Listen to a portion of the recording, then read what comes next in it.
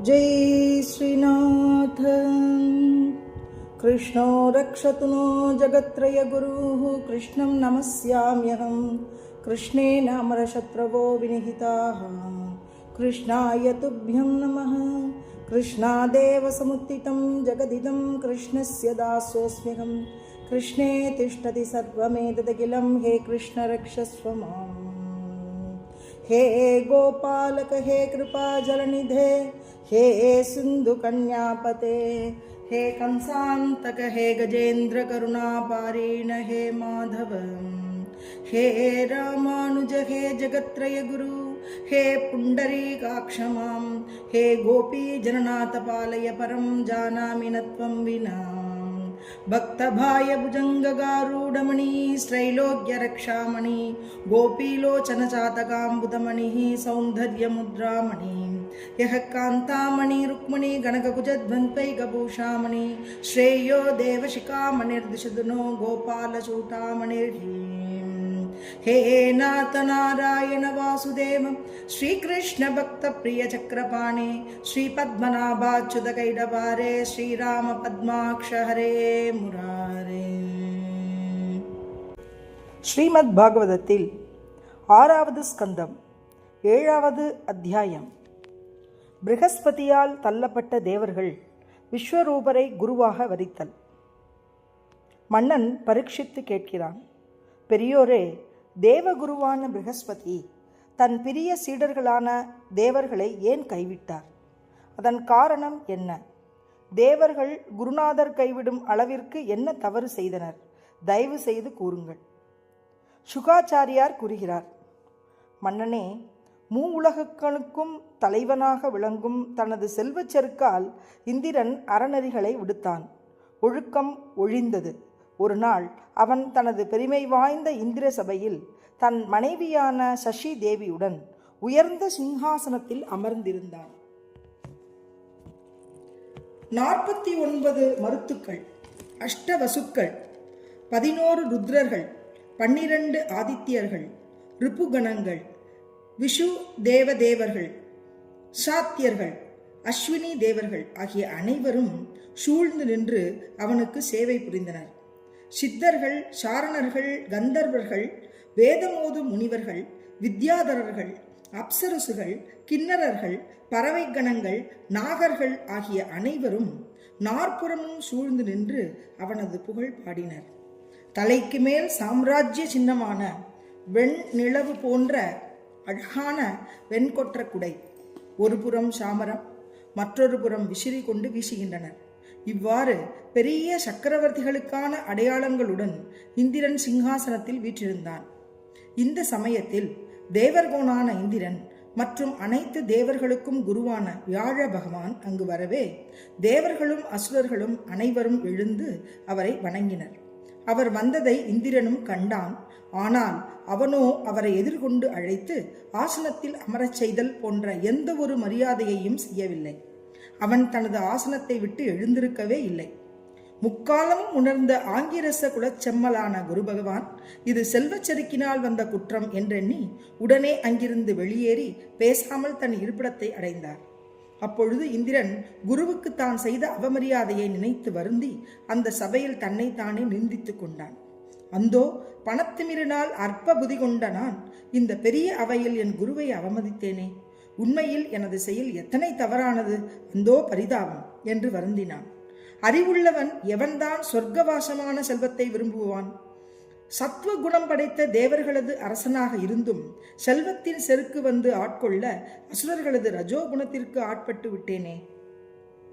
சார்வ பௌமனுக்கு உரிய அரண்மனையில் அமர்ந்துள்ள சக்கரவர்த்தி பெரியோர்கள் வரும்பொழுது எழுந்திருந்து மரியாதை செய்ய தேவையில்லை என்று கூறுபவர்கள் அறநெறியின் உண்மை அறியாதவர்களே. இந்த சார்வபௌமனுக்குரிய இருப்பவர்கள், இவ்வாறு உபதேசம் கேட்பவர்கள் பிறரை தீய நெறியில் இட்டுச் செல்பவர்களே. அவர்கள் தானாகவே கொடுமையான நரகத்தில் வீழ்பவர்கள். இவர்களது உபதேசத்தை கேட்டு நடப்பவர்கள் பாறாங்கள் ஏற்றிய தோணியில் பயணிப்பவர்கள். நடுக்கடலில் தோணி மூழ்கி இறப்பது போல அழிந்து விடுவார்கள். தேவகுருவான வியாழ பகவான் அறிவுக்கடல், சிறந்த அந்தனர், நானோ மூர்கன் ஆகையால் அவரது திருவடிகளில் என் தலையை முட்டிக்கொண்டு என் பிழையை மன்னிக்க வேண்டுவேன். இவ்வாறு இந்திரன் சிந்தித்து இருக்கையில் தேவகுருவான வியாழ பகவான் தன் வீட்டிலிருந்து வெளியேறி யோக சக்தியினால் பார்வையில் படாதவரானார். பிறர் கண்களுக்கு தெரியாதவாறு தம்மை மறைத்து கொண்டார். தேவர்கோன் இந்திரன் தன் குருவான வியாழ பகவானை எங்கு தேடியும் காணாது வருந்தினான்.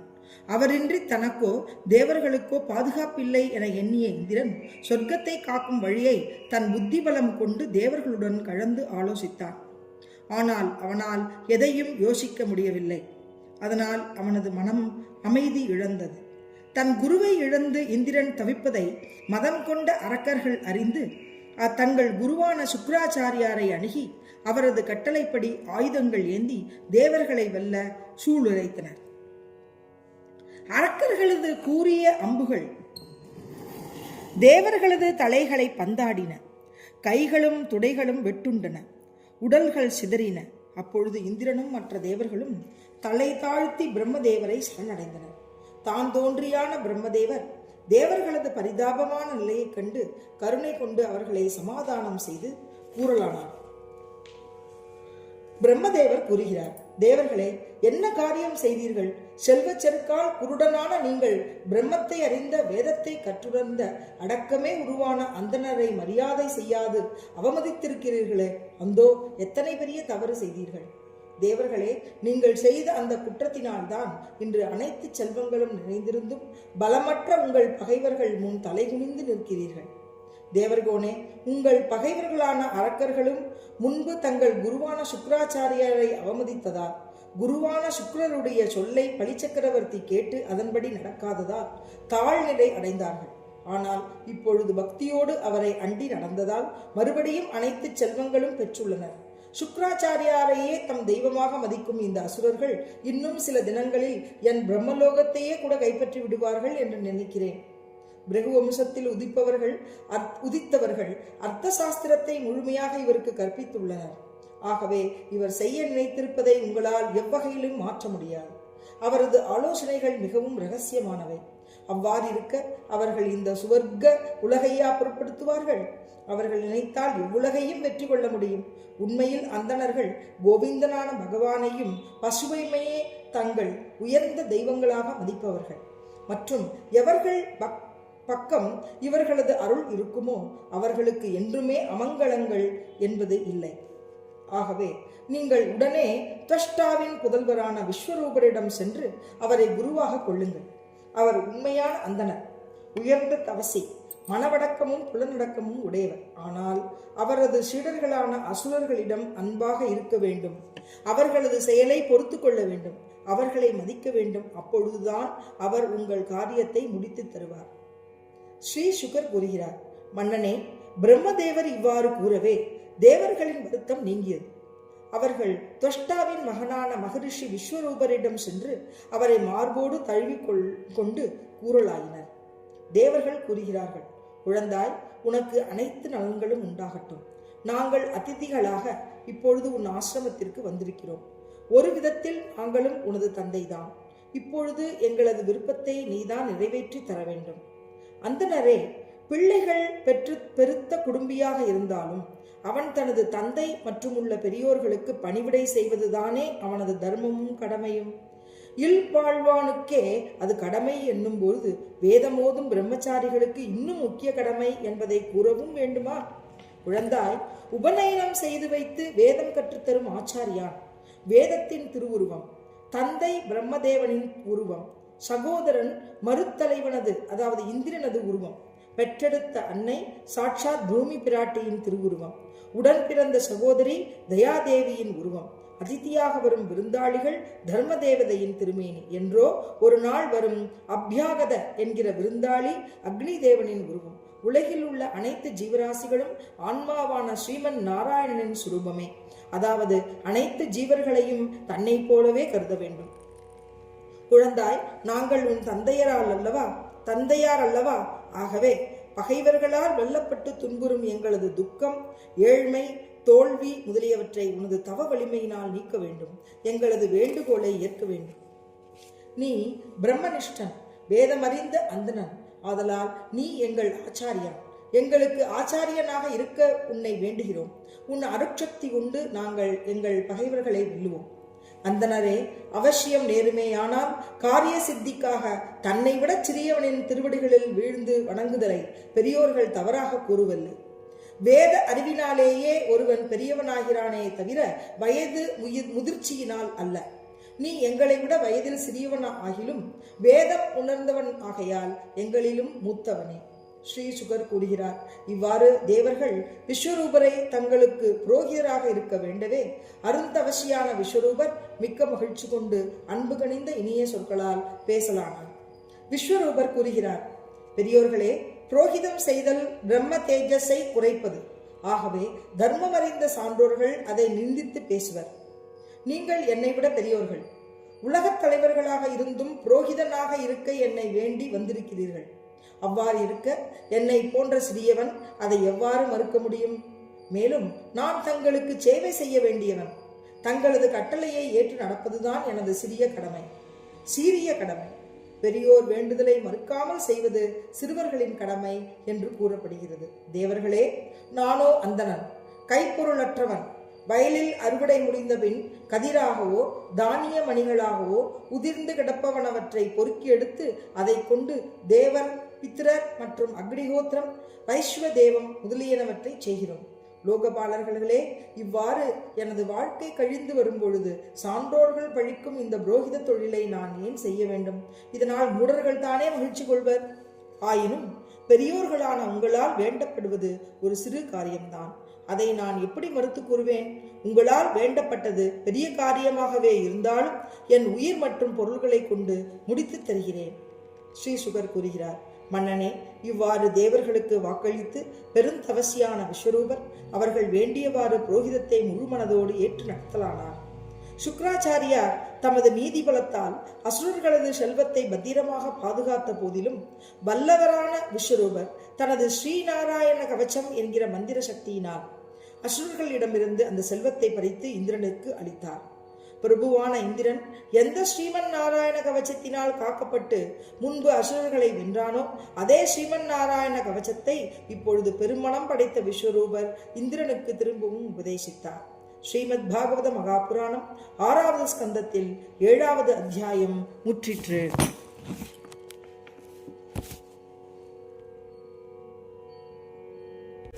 ஆழ்வார் திருவடிகளை சொன்னம். பெரியாழ்வார் அருளி செய்த திருப்பல்லாண்டு.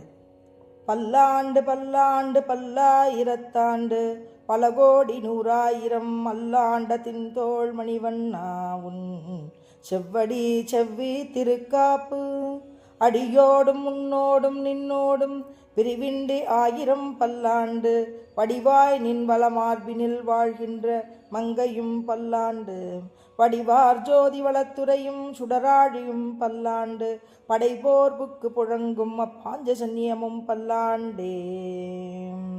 ராமபிரானுக்கு பல்லாண்டு. வாளாட்பற்று நின்றீர் உள்ளீரேல் வந்து மண்ணும் மனமும் கொண்மின் கூளாட்பற்று நின்றீர்களை எங்கள் குழுவினில் புகுதலொட்டோம்.